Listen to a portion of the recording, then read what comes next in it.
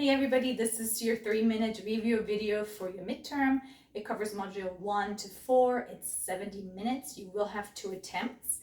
It is multiple choice, true, false, and matching questions. And so in this video, I'll just give you some quick overview of some of the concepts and what's going to be asked.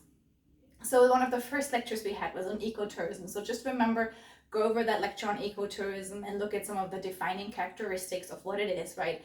And we talked about that basically ecotourism is sustainable tourism, right, with the sustainability principles, but with nature as the primary attraction. Some of the main things that really define ecotourism that we also talked about is that it gives back to the community, right? It's good for local people, it's good for the environment. It has an element of interpretation where we not only take the tourist to nature, but we also interpret nature and culture to the tourist, right? And so just look at those defining characteristics.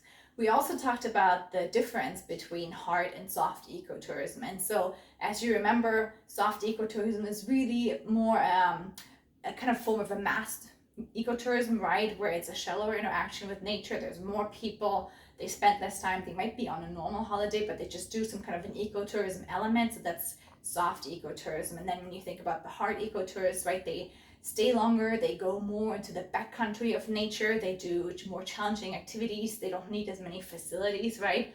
And so they're kind of more rusty and more adventurous in that sense, right? But they do spend more money, they're more highly educated than a soft ecotourist. So just remember those things. We also talked about in terms of adventure tourism that one of the key defining elements is of course the element of risk, right? And one of the key things that we talked about in that lecture is the difference between perceived risk and actual risk. And you guys wrote a paper about it, so I think you guys are all pretty familiar with it, right? But again, it's really the difference about the actual danger versus a perceived danger of what is happening, right? And I gave the example of like harnesses and ropes courses and so on when you're doing high elements where maybe the perceived danger is that you could fall, right? But the actual danger of that is really not that much because you're actually tucked in. So look at that. We also talked about in some of those following lectures the whole concept of challenge by choice in the full value contract, right? And so challenge by choice is again a principle that we use to facilitate people actually being fully there in an adventure, right? And so again, it states that you can participate to the extent that you want. You can choose to say when it's enough for you, right? So how much you actually want to go in. And again, that's so that the actual participant feels comfortable. So look again at that concept. And then a similar related concept that we talked about is the full value contract. It's another tool that we have to really get groups together and create group norms really and what we stand for. And it again supports the leader in creating an atmosphere where everybody really kind of is there and present and doing and kind of sticking to the group norms, right? So one of the things is I will be there, I will participate, those kinds of things, right? We also related to that talked about leadership styles, right? So the main leadership styles were telling, selling. So look at all of those, look at what they are, right? And they kind of go from a more kind of authoritarian to a more laissez-faire approach, right? Where you just kind of let it be.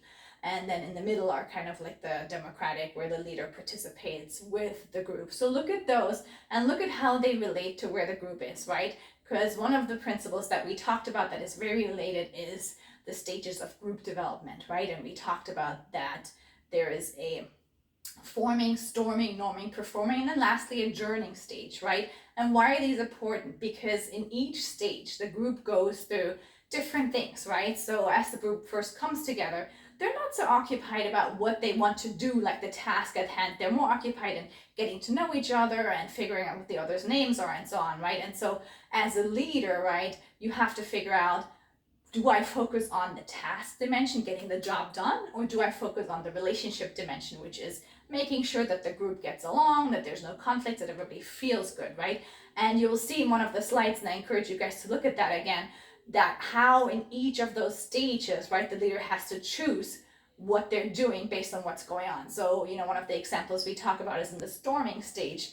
There is a lot going on because it's this conflict, right? After everybody is kind of on their nicest behavior, the storming stage is like day 2 or 3, where like all of a sudden people are kind of like fighting with each other, right? And so the leader really has to do a lot of work to do the relationship aspect. But at the same time, there's also things that need to be done. Imagine if you're like leading a whitewater adventure, you still have to get down the river, so you also have to get the task done. So that phase is really high on both, right? On relationship and task, and it really requires kind of a democratic style. So based on those, just look at those styles again, look at the group development, and make sure that you understand where that's coming from. Lastly, we talked about a standard of care and negligence. So that was in the risk management module. And so negligence, again, remember that that's basically where you,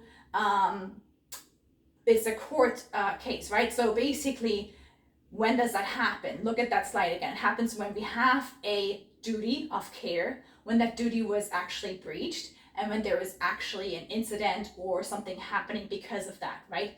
And so when all of those are present, we actually have a case for negligence. And related to that, standard of care basically means, did you provide the necessary standard of care that was required of you in the role that you're having? And that is usually being judged, I already mentioned that in the lecture, right, as that of a reasonable and prudent person, depending on the level of where you're at. So if you are an outdoor leader, it wouldn't just be a reasonable and prudent person that's just a bystander, knows nothing about, outdoor leadership. You would be being judged as the level of somebody leading that activity. What would a reasonable and prudent person do in that? So look at those two concepts, standard of care and negligence again. And lastly, one of the things on the quiz is going to be, midterm, is going to be interpretation. And there was a big, page I covered for you guys. I also give you guys some examples and a quick video on interpretation. But basically, interpretation, like we said, is a key element in ecotourism and also to a smaller extent adventure tourism. And it means basically, making the experience interesting for the tourists, giving some kind of information, but it's not just education as in the sense of like a class. It's really making it interesting. And so there are certain defining elements. One of them that we talked about in the lecture is that there has to be a theme. It has to be something that they can discover, right? There's also that sense of discovery where the tourist actually then wants to learn more.